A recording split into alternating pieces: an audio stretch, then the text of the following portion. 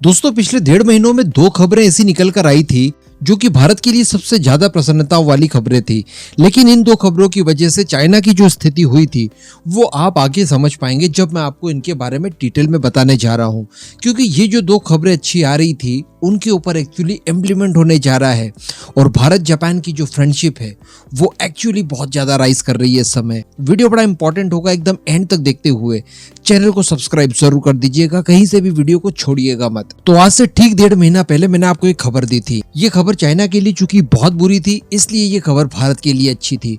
और ये खबर कुछ इस तरह की थी कि अमेरिका के प्रभाव में आकर जापान की गवर्नमेंट ने अपने सेमीकंडक्टर निर्माण क्षेत्र में जो काम करती है कंपनियां, उनसे स्ट्रिक्टली कहा कि आप चाइना के अंदर ऑपरेशन बंद कीजिए और चाइना को जो चीजें एक्सपोर्ट करते हैं उन पर तत्काल बैन लगा दीजिए। और एक्चुअली जापान की गवर्नमेंट ने जब इस तरह का निर्णय लिया तो वहां की कंपनियों ने बात मानी भी और चाइना को एक्सपोर्ट बंद कर दिया। ये एक्सपोर्ट किन चीजों का था तो मैं आपको बता दूं कि ये एक्सपोर्ट्स थे सेमीकंडक्टर को तैयार करने के लिए जरूरी उपकरणों की, यानी वो टूल्स जिनके जरिए सेमीकंडक्टर्स का निर्माण किया जाता है, जिनके बिना सेमीकंडक्टर बन ही नहीं सकता, उनका एक्सपोर्ट बैन कर दिया था जापान ने। और ये बहुत बड़ा कदम था, इससे चाइना बिल्कुल बौखला गया था, क्योंकि चाइना बिल्कुल चुपचाप तरीके से काफी ज्यादा इन्वेस्ट करके सेमीकंडक्टर के क्षेत्र में अपने आप को पूरी तरह से आत्मनिर्भर और दुनिया के दूसरे देशों को अपने ऊपर निर्भर करने की कोशिशों में लगा हुआ था, जिसके ऊपर जापान ने एक झटके में पानी फेर दिया। चाइना का इसके ऊपर रिएक्शन भी आया था, वो रिएक्शन मैंने आपको उसी समय बताया भी था।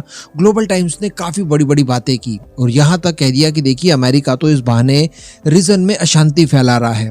लेकिन जो कुछ भी हो ये खबर भारत के लिए बहुत अच्छी थी। चाइना जहां भी पिछड़ेगा वहां पर भारत को फायदा मिलेगा। अब इसी बात का एक्चुअली फायदा मिल रहा है, क्योंकि ये खबर अब सीधे जुड़ जाती है हमारी दूसरी बड़ी खबर से।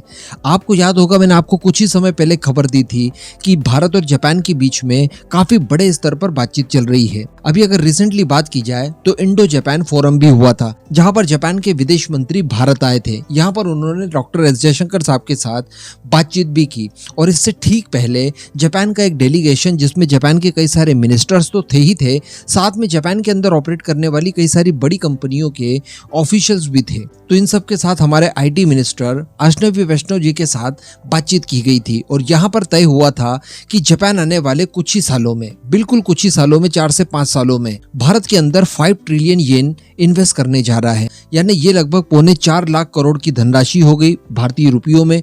और अगर डॉलर्स में बात की जाए तो 35 से 36 बिलियन डॉलर्स भारत के अंदर इन्वेस्ट करने जा रहे हैं आने वाले केवल 4 से 5 सालों में। कई सारे सेक्टर्स को कवर किया जाएगा, लेकिन जो मेनली कवर किया जाएगा वो किया जाएगा सेमीकंडक्टर के क्षेत्र में। तो हम समझ सकते हैं कि इसका इम्पैक्ट कितना भयानक पड़ने वाला है भारत के ऊपर। तो अब इसी संबंध में खबर निकल कर आ रही है। दरअसल इसी इनिशिएटिव के तहत जापान की एक कंपनी जो कि सेमीकंडक्टर को मैन्युफैक्चर करने के लिए टूल्स निर्मित करती है वो भारत आ रही है। दरअसल जापान की ही मीडिया हाउस निक्के की तरफ से खबर छापी गई है कि जापानी चिप निर्माता कंपनी जो कि उनके उपकरण बनाती है, जिस कंपनी का नाम है डिस्को, ये भारत आने की तैयारी कर रही है, जो कि भारत के अंदर सेमीकंडक्टर के क्षेत्र में निर्माण के लिए सारी तैयारियां की जाए, सारा इकोसिस्टम डेवलप किया जाए, इस क्षेत्र में काम करेगी।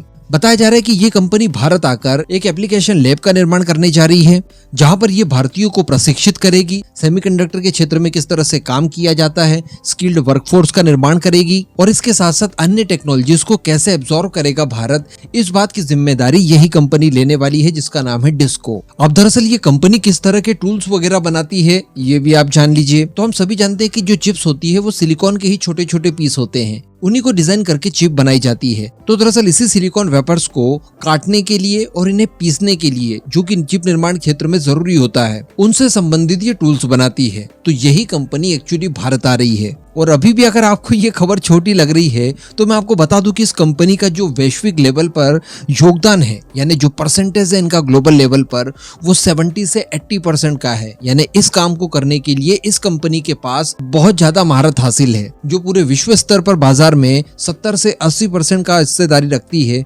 तो आप समझ सकते हैं कि ये कंपनी कितनी ज्यादा वैल्यूएबल होगी। बताया जा रहा है कि इस साल के अंत तक ये कंपनी भारत में शुरू हो सकती है और आने वाले कुछ ही सालों में ये 400 मिलियन डॉलर्स तक का निवेश करेगी भारत के अंदर। इसके साथ साथ इस कंपनी का जो विस्तार होगा भारत में, वो भारत के द्वारा दी गई सुविधाओं के आधार पर किया जाएगा। यानी जितनी सुविधाएं इन्हें आप प्रोवाइड करवाते जाएंगे, इनके लिए जितना इकोसिस्टम तैयार करते जाएंगे, ये कंपनी अपने आप को एक्सपेंड करती जाएगी भारत के अंदर। इसी कंपनी के एक बहुत बड़े ऑफिशियल ने ये भी कहा है कि ये कंपनी जैसे ही भारत जाएगी तो भारतीय कंपनियों के निवेश को भी ये सपोर्ट करने वाले हैं। अल्टीमेटली कोई भी भारतीय कंपनी अगर इनके साथ जुड़ना चाहेगी तो ये उसे भी साथ में लेंगे। तो कहा जा सकता है कि अब हम लोग सेमीकंडक्टर के क्षेत्र में काफी कुछ चीजें अर्जित कर चुके हैं और इस क्षेत्र में अपने आप को आत्मनिर्भर बनाने के लिए एकदम राइट पाथ पर हैं। जहां अमेरिका की कंपनी भारत के अंदर चिप्स को असेंबल करेगी, इनकी टेस्टिंग को लेकर फैसिलिटीज का निर्माण करेगी, तो वहीं पर जापान की ये कंपनी इन्हें बनाने के लिए टूल्स निर्मित करेगी और साथ ही भारत के अंदर एक बड़ी वर्कफोर्स